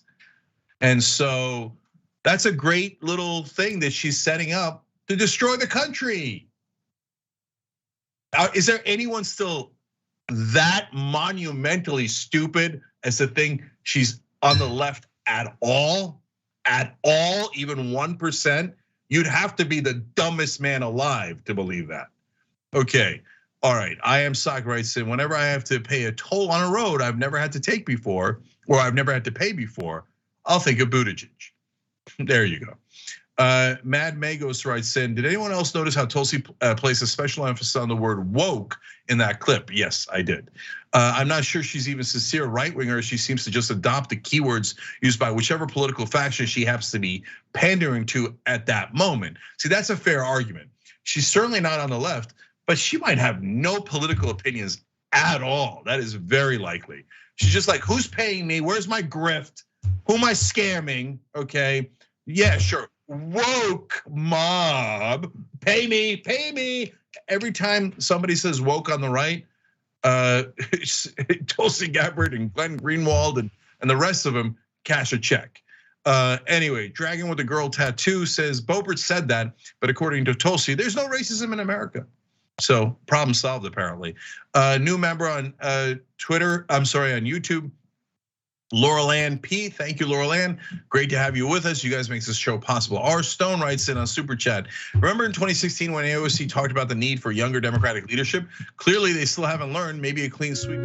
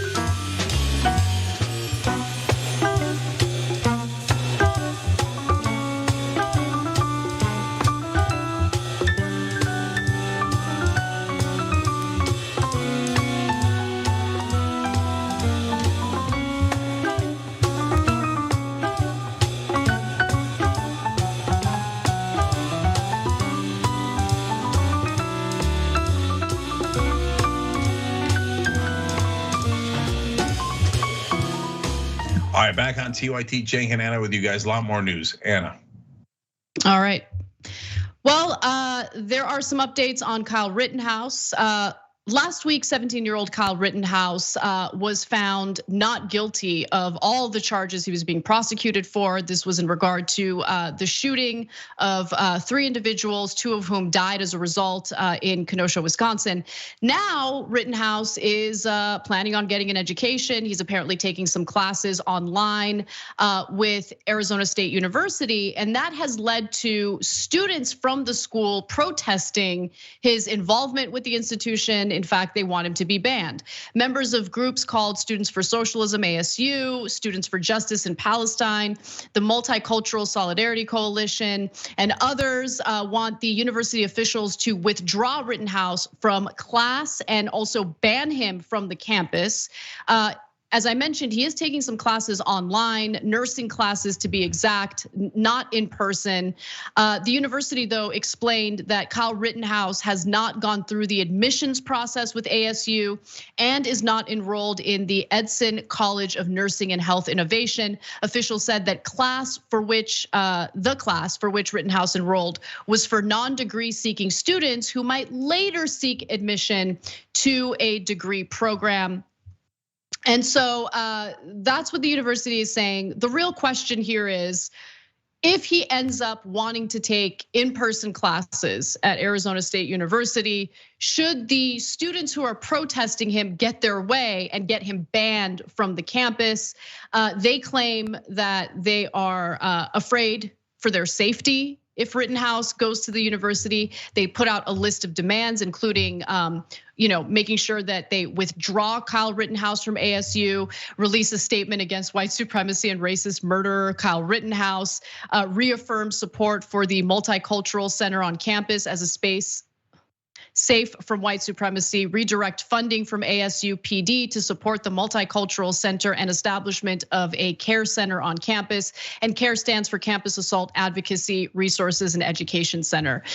So they put out their very specific list of demands, and I'm just gonna come out and say it. I disagree with what they're asking for. Rittenhouse was found not guilty.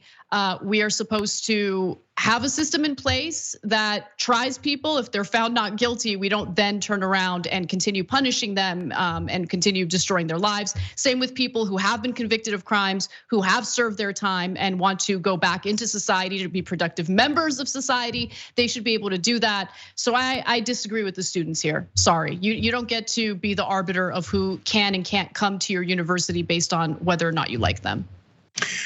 Yeah, I think it's a little bit more complicated than that. I think I'm gonna come out on your side, but let me give the student side first, and then we're gonna ask you guys a poll question on this. So graphic 5 here, spokesperson for Students for Socialism ASU wrote in and said the goal of these demands is to let the ASU administration know that we as the ASU community do not feel safe knowing that a mass shooter who has expressed violent intentions about quote unquote protecting property over people is so carelessly allowed to be admitted to school at all. Our campus is already unsafe as is, and we would like to abate this danger as much as possible. Now, Anna, that's why I think it's a tiny bit complicated here, because now any talk of safe spaces normally, I don't love that talk. It's not my thing. I get why some people want it. I don't think it's the end of the world. I wouldn't prevent safe spaces or anything along those lines. But at the same time, we play offense here. And so the right wing needs safe spaces from us, not the other way around. But in this case, it's a literal, right? He's went in with an AR-15 and created a conflict and then shot 2 people. If a guy like that is on campus, I hope he learned his lesson, but if the lesson he learned is I can get away with it, that might be an literal danger. Yeah, look, Arizona is different from Kenosha, Wisconsin. Arizona State University, they don't have open carry. They don't allow open carry.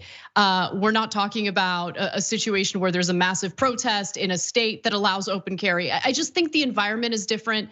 And I think that it sets a bad precedent, right? So if the left tries banning someone they don't like because of something they did in the past from going to a university, Who's to say that the right wing can't do the exact same thing? And I don't. So where is the line, right? He was found not guilty. I get it. People still disagree with what he did. I totally understand that. But I just don't think that you can have like endless punishment for someone where you literally destroy all of their opportunities moving forward, including the ability to get an education. So that's where I stand on that. And yeah. It is what it is. I don't think that the students should make the decision as to whether or not someone could be able to go to that university. Right, but they could voice their concern, and of course I do. Yeah, of course. I'm not saying they can't voice their concern, but I don't agree with what they want to get done here. All right, so I have one more wrinkle to this, but I wanted to make sure you guys know about the poll. It's at tyt.com/polls, which is where all the polls are. In this case is, should school administration kick Kyle Rittenhouse out of Arizona State University? It's a very simple question, yes or no, okay? And so now the other wrinkle is, when I thought about it, when the shoe's on the other foot, well, do I want OJ Simpson somewhere where I'm attending, whether it was a college? This actually did come up back in the day when he was still a member at a bunch of country clubs, right? Because he used to be very wealthy and powerful and famous. And then those golf clubs had to have conversations about, hey, do we let him stay or do we kick him out? And people said, well, he was acquitted. And other people said, yeah, I know, but he did cut their heads off. And I don't really want to play golf next to a guy who cut people's heads off. And so those are both fair arguments. And so that's why I don't think it's that simple. But at the end of the day, I'm gonna side with your position, Anna, because as progressives, we're supposed to say, hey, if someone is acquitted or they've gone through the criminal justice system, it is what it is, and we have to move on. And so I get their concern. I wouldn't want him on my campus necessarily, right? And right now he's not. He's just doing it online, and he's not registered, and he's not enrolled. But I would, like, if they asked me to sign that petition, I probably wouldn't. But I understand their concern. All right, we got to take a break, unfortunately. But when we come back, we've got more news, including another story that has come out of the whole Kyle Rittenhouse saga. His accusations against Lin Wood now have QAnon reeling. We've got that story and more when we come back.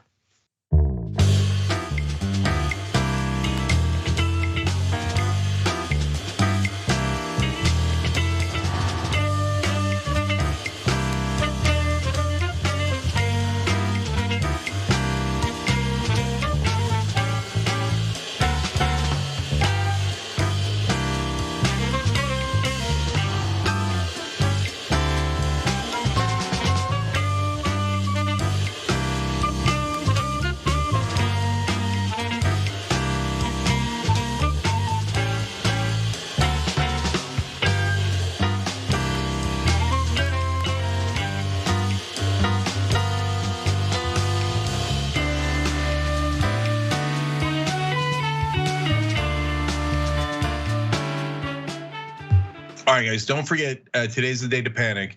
ShopTYT.com is doing a 30% sale on everything. Everything must go. No, not everything has to go. But there's a whole bunch of wonderful stuff on there. Bomber jackets, love those. Those look so cool. Sometimes you see John wearing them on the show.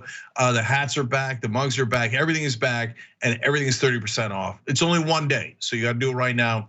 ShopTYT.com. Okay. Now, I am Sock writes in the member section. Good question. Would anyone want their kid to go to college with the Rittenhouse? Interesting, fair question.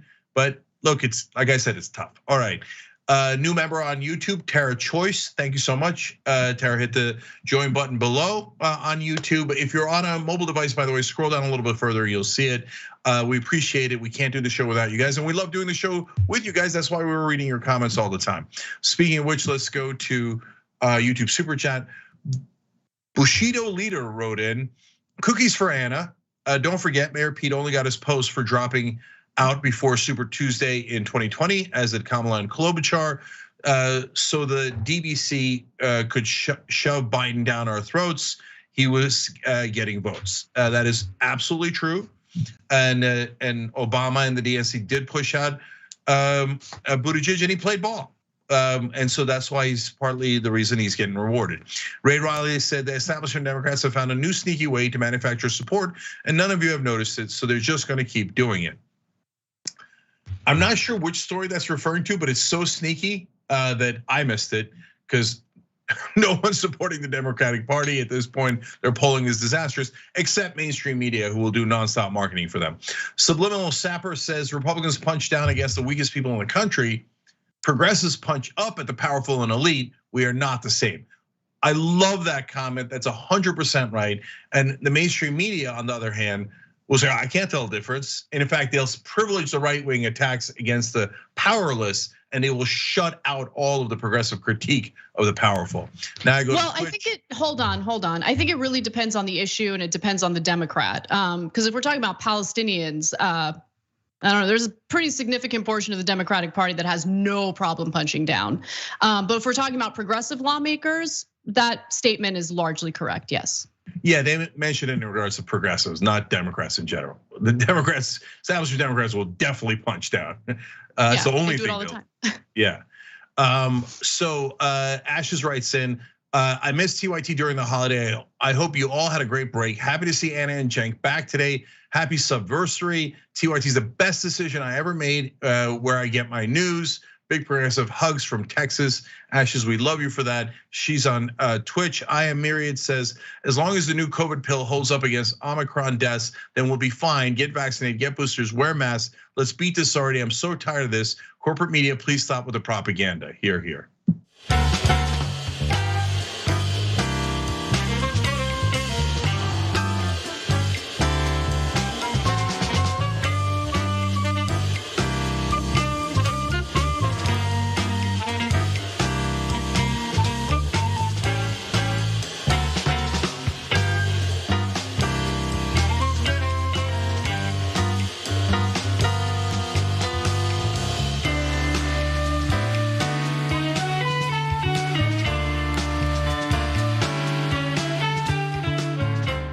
All right, back on TYT, Cenk and Anna with you guys, and Chris Huggy, who just gifted 2 subs on Twitch. Huggy right back at you, Chris. That's a great name. Isn't it? Chris Huggy, what a great name. I love it. It's a handle, so. Anyways, all right, Casper. All right, well, I'm really enjoying this story because poor Lin Wood. There's a feud between Kyle Rittenhouse and Lin Wood, who was the original counsel to Kyle Rittenhouse until Kyle Rittenhouse and his family realized that Lin Wood and his colleague John Pierce were probably grifters who were just looking to fundraise off of Kyle Rittenhouse and the whole issue that he was involved in. Now, just to backtrack, I just want to remind you all of what Rittenhouse said about Lin Wood and how now it's leading to grief among QAnoners in regard to how they should react to Lin Wood. Let's watch. Lin Wood and John Pierce on August 27th became counsel, and they started raising money, and they raised over $2 million before September 5th of 2020, and they wanted to fight extradition with a militia argument, which I didn't even know what a militia was until November 20th when I got bailed out. But they went on to say that I was in an unorganized militia, which is just not true. And they didn't respect my wishes, and they kept me away from my family for 87 days. And I thank them for raising the money, but I could have been bailed out a lot sooner in September if they hadn't kept me in jail. Now, these accusations by Rittenhouse toward Lin Wood has led to a division among QAnon conspiracy theorists, some of whom still support Lin Wood, others who are like, I don't know, we love Rittenhouse. Should we believe Rittenhouse? Should we stay true to Lin Wood? We don't know what to do.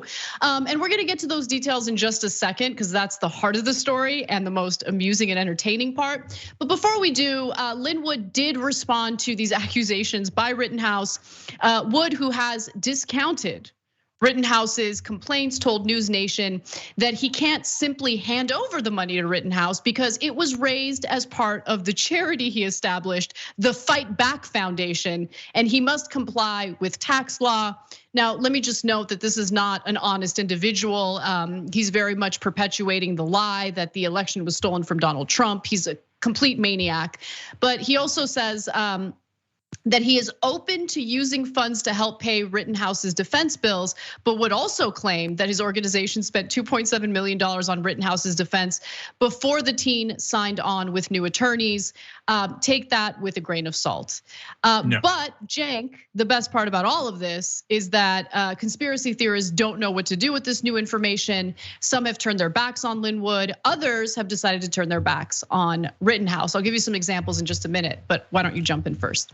Yeah, don't take it with a grain of salt. Take it with a boulder of salt, a mountain of salt. You should believe nothing that Lin Wood says, especially that comical statement. I'm open to giving the $2 million I raised for his defense. Yeah, you should be very open to that because that's what you said you were going to give it to. You're an unbelievable grifter and a lunatic at the same time. And he says, oh, by the way, I already spent $2.7 million when I was briefly his counsel on legal fees. Get out of town. Total lie, utter lie. So then all of a sudden, Lin Wood is like panicking and trying to figure out like, how can I one up Rittenhouse with even more lunacy and more conspiracy theories. So now he's claiming that Stop the Steal. I mean, I feel like he was pretty much involved with that campaign, alleging voter fraud in the presidential election is a concoction of the deep state. This is what he said on Telegram. After doing the research and connecting the dots, says Lin Wood, I have reached the conclusion that the Stop the Steal organization is a deep state organization to raise money for purposes other than to fix 2020. Watch out for anyone affiliated with Stop the Steal. Every lie will be revealed. And so he turned his back on Sidney Powell and others because he feels like they didn't do an adequate job in defending him against the allegations lodged against him by Rittenhouse. And then you go to the QAnon influencers and what they're saying. QAnon influencer John Sable, better known as QAnon John, posted a message to his more than 70,000 Telegram subscribers writing, quote, not too smart to crap where you sleep, Kyle. So don't worry, rest assured, Lin Wood, QAnon John is still on your side. Then you have another person who wrote, people wake the F up. This is audio of him lying. They're in an interview of Kyle's mom. I don't know what that means. You all should listen. Who would want to be in jail for 86 days? This used plus Kyle is Noah from Sandy Hook, same nose. Okay, great. We really need to heavily fund and expand mental health care in this country. And I'm not saying that as an insult. I'm saying it because people are struggling, okay? And I think this story is one example of that. Yeah, there's a couple angles here. So number one, this is Grift 101. The reason why he's speaking out against Stop the Steal, while he, according to Rittenhouse, seems to have stolen from Rittenhouse, so I guess maybe you could call that start to steal, is because what grifters do now, and you'll see it on the right nonstop, but now there's people pretending to be on the left that do the same grift, which is, I'm the only one you can trust, I'm the only one you should send money to. So I don't know what his financial connections to Stop the Steal were or are, but I can guarantee you now, he's not getting any money from Stop the Steal. If he was getting money from Stop the Steal, he would never tell you to stop giving money to them, right? The new defense attorneys for Kyle Rittenhouse, according to Lin Wood, well, I don't know about them. I don't know that they should get any money, but me, I should get all the money because I'm the only one you can trust, okay? Grift 101. And so, and to what degree is he just a con man? And they're all con men. Every one of, there's no honor among thieves. They're all fighting now, right? But to what degree is it a con, and what degree is it that they have very much significant mental health issues? I think the answer is people love to say this like it's a cute thing to say online. The answer is both, but in this case, it really is both. And then, no joke about the mental health counseling for the followers. You try to understand what they're saying. They're not at all connected to the reality-based world. I mean, they've lost connection with reality, and their family members have to help them before they hurt themselves. Yeah, look, honestly, it's actually really sad. And that's why I really want to reiterate, I don't mention the mental health care as an insult. I mention it because, I mean, the proof is in the pudding. The fact that people buy into these conspiracy theories, all this lunacy, that comment that I read you from a Telegram user, and if you happen to have a family member who ends up, going through this rabbit hole and believing all these conspiracy theories, as we've said on the show previously, don't cut them out of your life. They need you, right? I'm not saying try to persuade them. That also does not yield the best results, but plant a seed, be close to them, be warm, be kind. I think that's the best strategy in trying to get them out of that rabbit hole, right? But cutting them off, I think, only makes the problem worse. Anyway, but going back to the fun part of the story, because the fun part does in fact exist. There's the Lin Wood versus Marjorie Taylor Greene angle of this, which is awesome. So Marjorie Taylor Greene apparently didn't defend Lin Wood after Rittenhouse had made these accusations. And so Marjorie Taylor Greene tweeted this: I told everyone what a terrible person Lin Wood is. Did you? And if you watched Tucker Carlson tonight, you heard Kyle Rittenhouse. One of the reasons why I think so, Lin keeping Kyle in jail instead of bailing him out with all that money donated for Kyle is absolutely evil. So there you have it, Marjorie Taylor Greene with some hot takes on what she considers evil. And Lin Wood is apparently taking this all in stride, although he does seem a little panicky. He says, please know that while I'm not happy with those individuals and entities engaged in the most recent false accusations against me related to my efforts a year ago for Kyle Rittenhouse, I forgive them and I pray for them. They are influenced by the enemy and know not what they do. It's just, let them fight. Let them fight. Yeah, no, I love it. Are you not entertained? Yeah, it had a Gladiator vibe when you said, let them fight. So look, in order to get anyone to believe anything, especially anyone in a conspiracy theory world, all you have to say is the magic words: connect the dots. Okay, almost all of them say it at one point or another. That's when you know there are no dots and they have no logical way of connecting anything. So I would argue for the conspiracy theorists that you actually not only plant a seed of rationality, but you could reverse all of these so easily until they're so confused where they go, well, maybe reality is actually real, right? And so, because you could connect the dots in reverse, you could say, hey, he kept him in jail for 87 days so that he could raise more money. And then he took $2.7 million and put it in his own pocket. Connect the dots. And you see, that one's real. But when you say connect the dots, a conspiracy theorist might go, yeah, wait, actually there are dots there. I can't connect them, right? So just reverse the dots, and maybe that'll work. Yep. And I'll say one more thing, Anna, about that real quick. The Marjorie Taylor Greenes of the world, when Lin Wood was saying all the lunatic things about the election was stolen stuff, they're like, that's right, that lunatic who calls himself a prophet and a messiah or whatever other insane things that he says, and they did the massive dumps are coming and the crackling is coming and stuff. That guy's totally right. Oh wait, he grifted money that we could have grifted? No, I always said he was terrible. Really? Because it doesn't seem that way. No, definitely doesn't. All right, there's one more Lin Wood story, but this is the explosive one that's also very amusing. So, disgraced former national security advisor turned QAnon hero Michael Flynn dismissed the conspiracy movement, QAnon and all of that is total nonsense, and also a CIA-run disinformation campaign. And that's according to audio that was leaked by pro-Trump lawyer Lin Wood. And the reason why Lin Wood did this is because he was very hurt that Michael Flynn didn't defend him against Kyle Rittenhouse's accusations. So here is the video and the audio that was leaked by Lin Wood. So the QAnon movement really is a movement that spun out of your digital soldiers. I'm tired of these QAnon people attacking me. Maybe, I don't know that. But you know some of them. I think it's a disinformation campaign.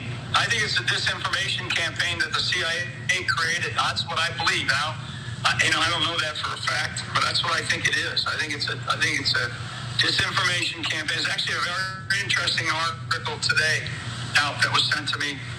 I'll send it to you about how the QAnon movement has failed and all that. But I find it total nonsense, and I think it's a disinformation campaign created by the left, and the types of people that can create something like that are the kinds of people that we train for certain, with certain skills in the CIA.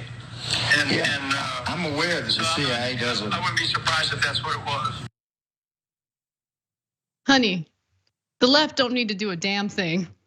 Eventually, the situation devolves just like it has today, with all of these grifters and QAnon conspiracy theorists attacking one another. It's all we need to do is sit back and enjoy. And that's exactly what I'm doing today. Now, in the call, Flynn promises to send Lin Wood an article about QAnon's failure to come true. This is based on text messages from Flynn that Wood also published on his Telegram account. By the way, the article Flynn referenced on the call was a November 2nd article written by a white supremacist radio show host named Hal Turner, who endorsed the idea of mass violence.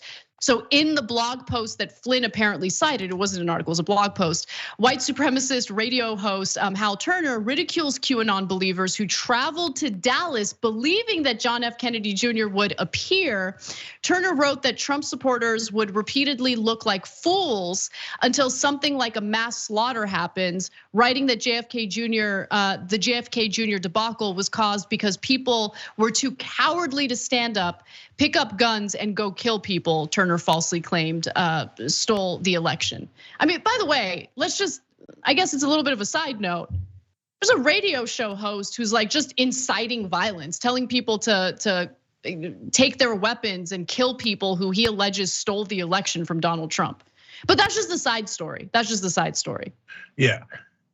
And there's the serious part and the fun part of the story. The serious part is what you're talking about now. Hal Turner, also rabidly anti-Semitic, blames the Jews for everything. Apparently, Mike Flynn reads them regularly and passed on an article of his. Like, he reads this stuff and goes, "Oh yeah, the Jews did everything. Oh yeah, it's all their fault, and the Holocaust didn't happen, and all these things." So this guy's got it nailed. So let me send his information article to my friend Lin Wood. Mike Flynn was the national security advisor for Donald Trump. Mike Flynn, by the way, also argued for martial law after the election and said the military should take over and redo the election. So yes, he's for massive violence. And yes, he also said in another QAnon setting that the Myanmar coup was correct, and that is the right way to do things, is to do a violent military coup against democracy. So that's who Mike Flynn is. Now on this fun side of this, look, they all supported QAnon when he was saying crazy things, and then they're shocked to find out that QAnon then started saying crazy things about both of them, okay? And Mike Flynn, you swore to QAnon. He did their pledge. He signs his book with a QAnon autograph from time to time. He sold off a QAnon quilt, okay? And now he says, "Oh, no. They spoke against me too. No, they're a CIA operation." And Lin Wood's like, "But I don't know. Is it CIA or is it communist?" It's two lunatics talking to you. Now you have a sense of what a conversation in an insane asylum sounds like. And these are Republican leaders. Yeah, the chickens be roosting. That's it. That's all it is. The chickens be roosting. Mike Flynn could not avoid this, okay? He's made his bed. Enjoy, homeboy. Enjoy. I love it. Super amusing. Absolutely. Now, the post game, the bonus episode for just the members is going to be bananas and carrots.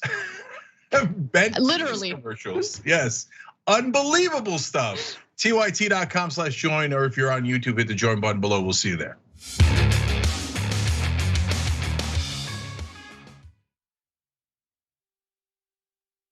So a lot of progressive office holders are doing something fun. I like fun. They're doing the last 2 years in 2 minutes. Okay, we're gonna try it here. First, I wanna let you guys know about the years before that. Hey, remember we started the Just Democrats here on the Young Turks. It was officially launched on our